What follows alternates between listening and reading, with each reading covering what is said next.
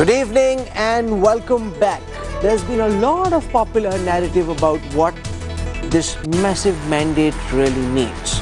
Over the next 1 hour, one by one, we will put out results of the CSDS post-poll survey for the Capital Showdown. This answers specific questions on whether people are happy with the Modi Sarkar, whether they believe this is a defeat for Modi, if they picked Kejriwal, why did they pick him, and the income gaps between the voters of the BJP and the Aam Aadmi Party. These data points bust several of the myths that have been doing the rounds on TV studios, on social media, people coming to their own conclusions. But it will be best to stick to empirical data, which reveals why Kejriwal won with the gap that he did. We'll be putting out those data points in just a while from now, but before that, in case you've just tuned in, the Aam Aadmi Party has got a stunning victory in Delhi. What Kejriwal and company have been able to achieve is nothing less than unbelievable. A day of superlatives for the muffler man. The AAP has managed not just a majority, not just a two-thirds majority, but more than 95% of the seats in the Delhi Assembly. The BJP, which won all 7 Lok Sabha seats just 9 months ago, has lost heavily. Even the 10% mark seems an unachievable target. The BJP only getting 3 seats, rendering it officially ineligible for the post of the leader of the opposition. Although Arvind Kejriwal has retweeted a post by Kumar Vishwas saying, regardless of the final tally of the Bharatiya Janata Party, they will be making a BJP leader of the opposition, saying that we play our politics differently, our benchmarks are higher. There are indications, however, that the Aam Aadmi Party doesn't wish to indulge in confrontation.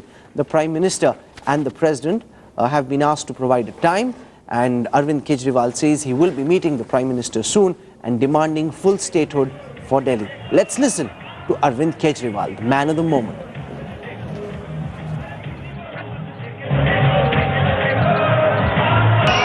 ये मेरी पत्नी है।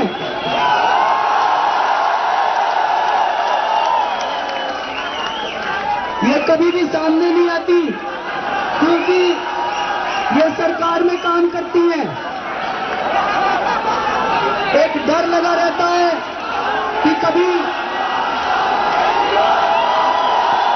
ये सरकार में काम करती है तो एक डर लगा रहता है कि कभी सरकार इनके खिलाफ एक्शन ना ले ले। तो आज मैं इनको खींच के ले आया। मैंने कहा डरो मत, सरकार कोई एक्शन नहीं लेगी। दोस्तों, जो कुछ भी मेहनत मैं करता हूं, वो मैं मेहनत बिल्कुल नहीं कर पाता अगर मुझे इनका साथ नहीं मिलता। मेरे पिताजी हैं, अगर इनका आशीर्वाद ना होता तो हम कुछ भी नहीं कर सकते थे। हमारे बुजुर्गों का आशीर्वाद और हमारे परिवार का त्याग, हमारे परिवार का सपोर्ट, जो कुछ भी हम कर रहे हैं उसके लिए बहुत जरूरी है। दोस्तों, आप सब लोगों का बहुत बहुत शुक्रिया। भारत माता की इंकलाब, इंकलाब। हम लोगों को बिल्कुल अहंकार नहीं करना है। हाथ जोड़ के सब लोगों की सेवा करनी है, दिल्ली के लोगों की सेवा करनी है। मैं अकेला कुछ नहीं कर सकता, मैं बहुत छोटा आदमी हूं, लेकिन मुझे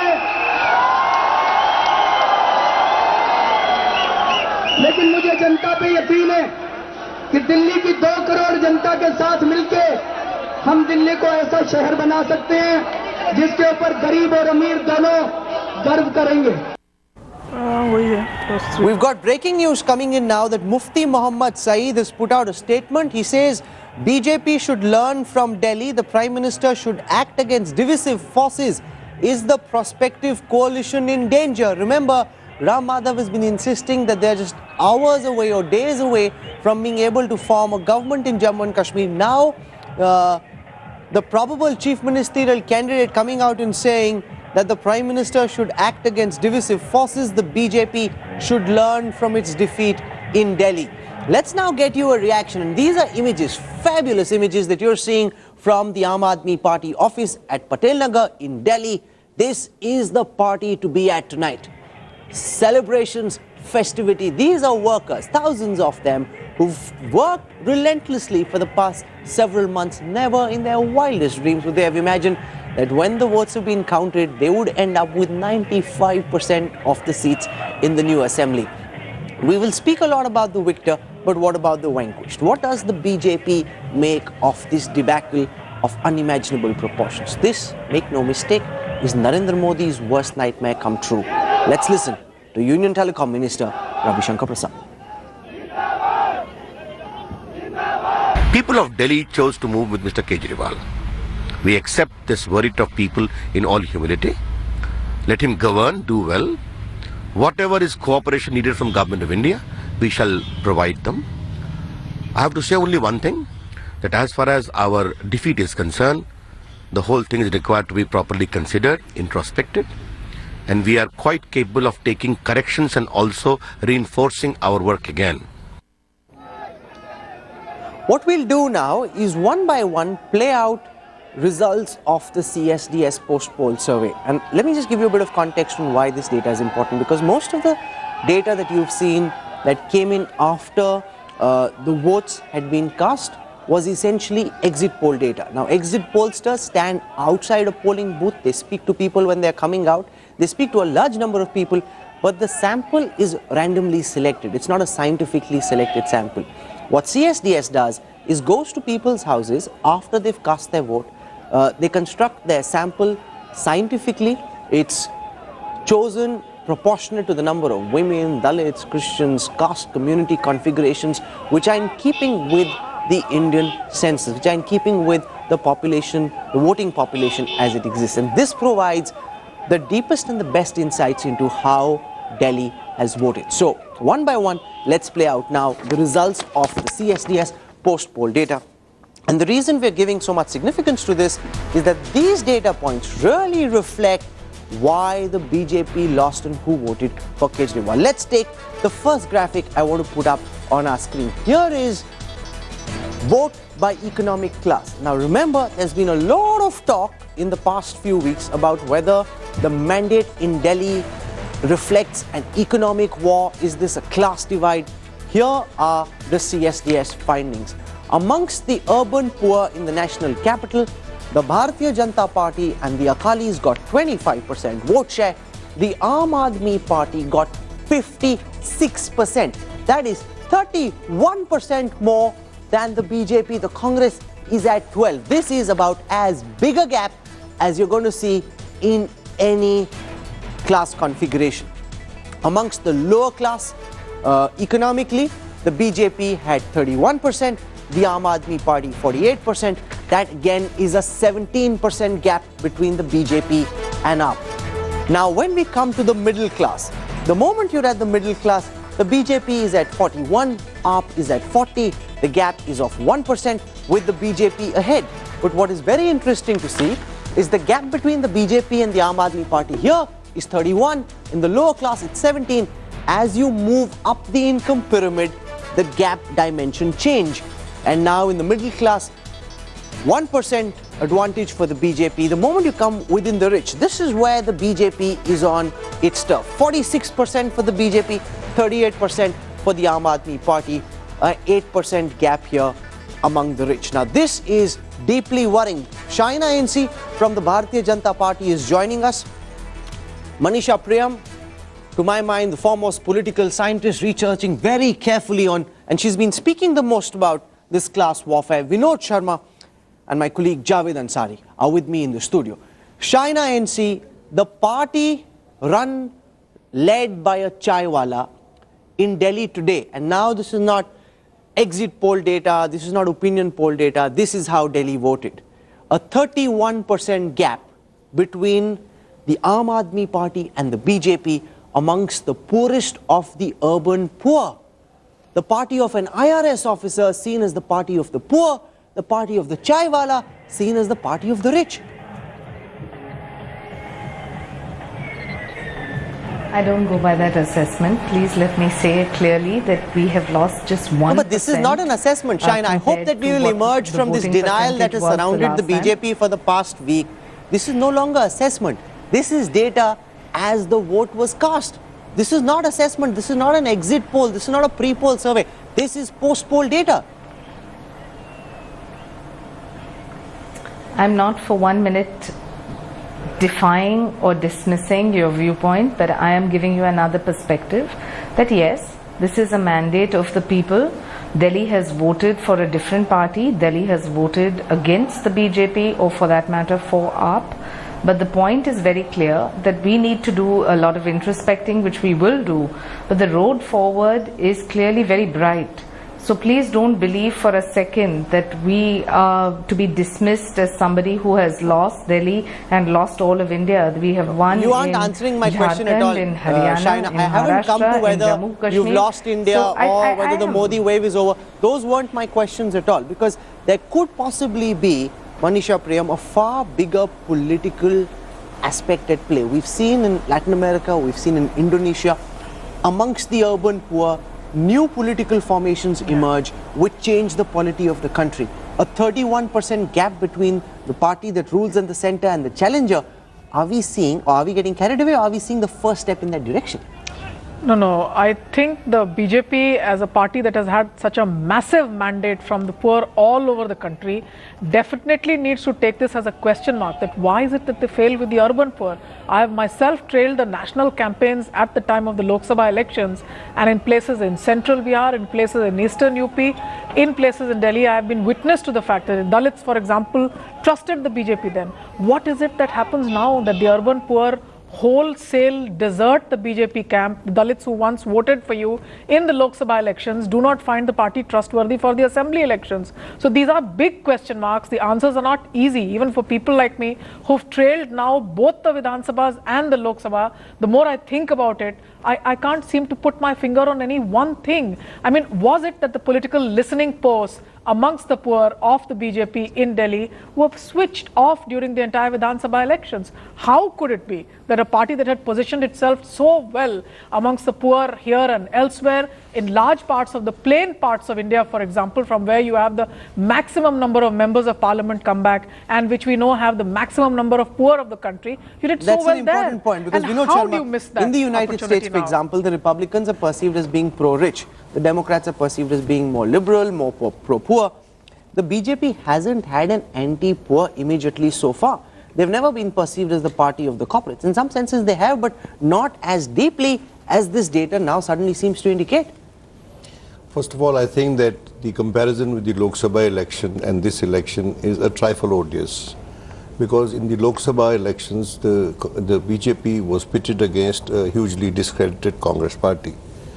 And at times it appeared a single horse race. And the Prime Minister had capitalized immensely on his background of as a chaiwala, and he was only helped and enabled by certain jibes by people like Manishankar Iyer, and which fetched him a connect with the poor. Now, the Delhi election, this USP of the Prime Minister got diluted somewhere. He lost the sheen. It wasn't the chaiwala fighting the mufflerwala. It was the pinstripe suitwala fighting the mufflerwala. That single election... Shaina, do you accept that regardless of whether it was a 10 lakh rupee suit or not, and regardless of how much media coverage it got or didn't get, warranted, unwarranted, this notion that the Prime Minister wore a 10 lakh rupee suit, and you're a fashion designer by profession yourself, Shaina. No. So this notion that he was wearing a 10 lakh rupee suit with his name embossed on it, did that really work against the Prime Minister as he came up against the muffler man with that very simple muffler and his shirt tucked out? It seemed like a study in contrast, building the rich man, poor man image. Rahul, this is absolutely an unfair assessment. Please understand there is a perception versus a reality. You have a Prime Minister of our country who is addressing the international forum in a formal atmosphere, and you're holding that against him. I'm not holding anything against anyone, Shaina. Shaina, one second, don't shoot the messenger. No, 1 second, I with said, a double I'm not muffler. getting into whether it's warranted or unwarranted. I'm saying this is perception.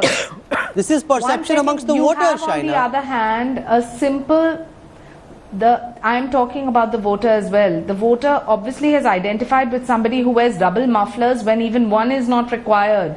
So let's not get into that. The verdict is very clear that people have chosen to go for somebody who has offered free everything. If you see the manifesto of the Aam Party, it is very clear that they have offered free light, free electricity, free health, free education.